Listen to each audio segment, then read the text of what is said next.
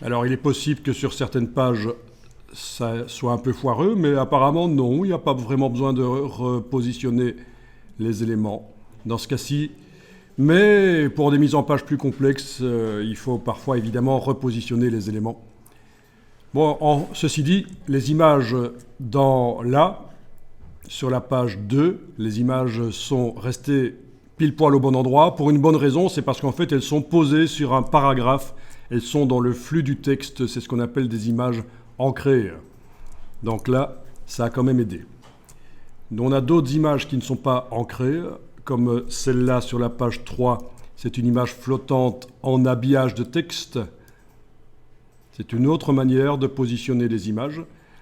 Ça n'a pas un grand intérêt par rapport au système des images ancrées, c'est moins bien parce que si le texte bouge, si on ajoute du texte, qu'on en enlève, forcément il va bouger dans la colonne et l'image, elle va rester à cet endroit-là. L'image ici, elle était comme ça, elle collait. C'est un genre de mise en page qui se fait actuellement, de ne pas nécessairement faire déborder, comme on le voit sur la page 4. Et on le voit encore mieux si on demande l'affichage aperçu pour voir uniquement la page imprimée finale. Donc les images qui vont jusqu'au bord des pages, c'est très bien.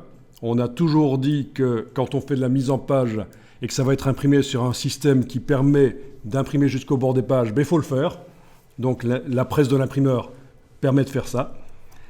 Mais pour donner un côté professionnel. Mais il se trouve que de plus en plus, on a ce qu'on a là sur la page 3, des mises en page où on laisse vraiment un bord blanc, la marge de 12,7 mm, on la voit dans la mise en page au final. Ceci, vous ne le faites pas, je vous l'ai fait pour vous. J'ai tapé Fashion Magazine Layout dans Bing et j'ai demandé d'afficher les images et je tombe sur des mises en page qui justement utilisent ce principe